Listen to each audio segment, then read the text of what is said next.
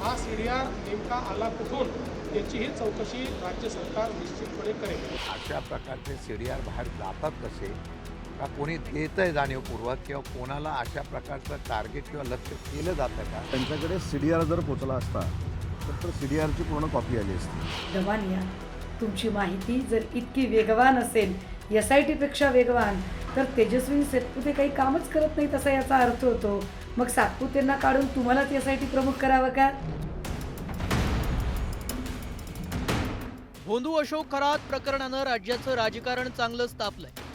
अंधश्रद्धेचा फायदा घेत अनेक महिलांवर बलात्कार करणाऱ्या तसंच अनेकांची आर्थिक फसवणूक करणाऱ्या खरात प्रकरणात अनेक नेत्यांची आणि मंत्र्यांची नावं पुढे आल्यानं राज्यात एकच खळबळ माजली आहे.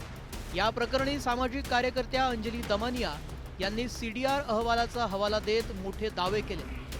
2 दिवसांपूर्वी सामाजिक कार्यकर्त्या अंजली दमानिया यांनी भोंदू अशोक खरात याचा CDR जाहीर केला. त्यात रुपाली चाकणकर आणि अशोक खरातमध्ये 177 कॉल्स झाल्याचं समोर आलंय. यातील 119 इनकमिंग तर 58 आउटगोईंग कॉल्स असल्याचा दावा दमानियांनी केलाय. यातील 6 मे 2025ला खरात आणि चाकणकरांमध्ये तब्बल 22 मिनिटं संभाषण झालंय. तर प्रतिभा चाकणकर आणि खरातमध्ये 236 कॉल्स झाले. दमानिया यांनी खरातनं कुणाला फोन केले आणि खरातला कोणत्या नेत्यानं फोन केले याची माहिती जाहीर केली खरी, पण आता या CDRच्या खरेपणावरच सवाल उपस्थित करण्यात येतो.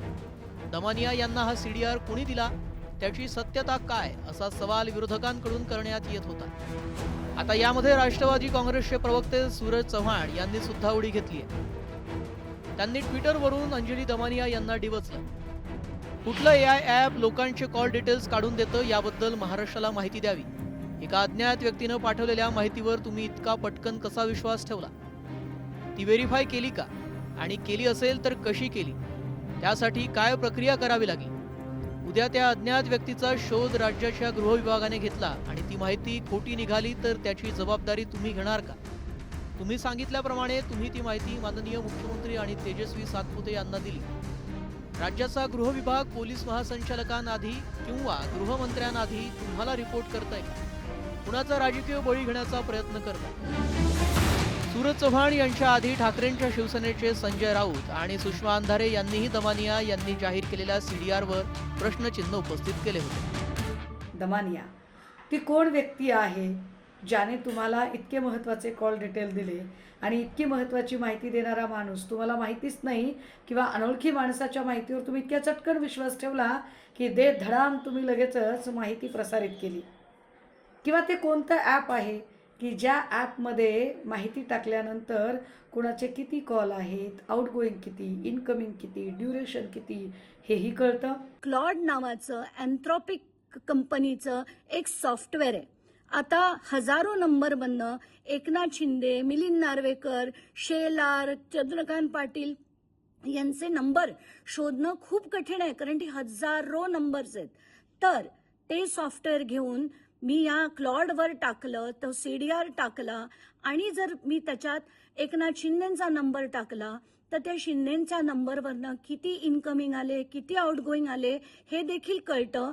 अंजली दमानियाकडे जर अशा प्रकारचे CDR कोणी जाणीवपूर्वक पाठवले असेल तर त्याच्या बाबतीमध्ये या असलेल्या संदर्भामध्ये त्या व्यक्तींनी की त्यांनी तशा प्रकारचा आक्षेप घेतला तर पोलिसांनी त्याचा खुलासा किंवा तिथल्या असलेल्या राज्य सरकारने त्याचा खुलासा करणं गरजेचं आहे. CDR मिळवण्याचा अधिकार फक्त तपास यंत्रणांना आहे असं सांगत या प्रकरणी चौकशी करण्यात येईल असं मुख्यमंत्र्यांनी म्हटलंय.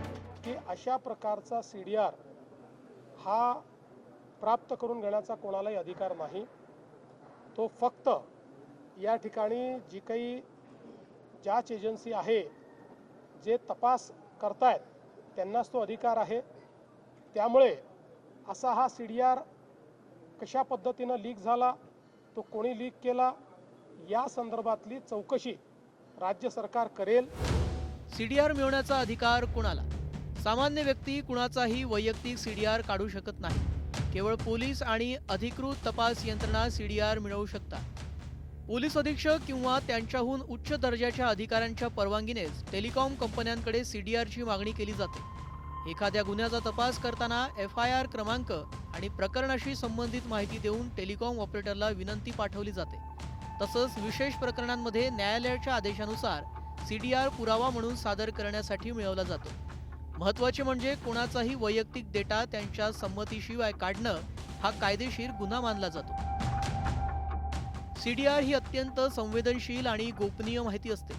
ती लीक होणं कायदेशीरदृष्ट्या गंभीर आहे. या प्रकरणी सत्ताधारी आणि विरोधक दोन्ही बाजूंनी दमानिया यांना घेरलं असून याची स्वतंत्र चौकशी करण्याची मागणी होती. Bureau report, news 18 Marathi.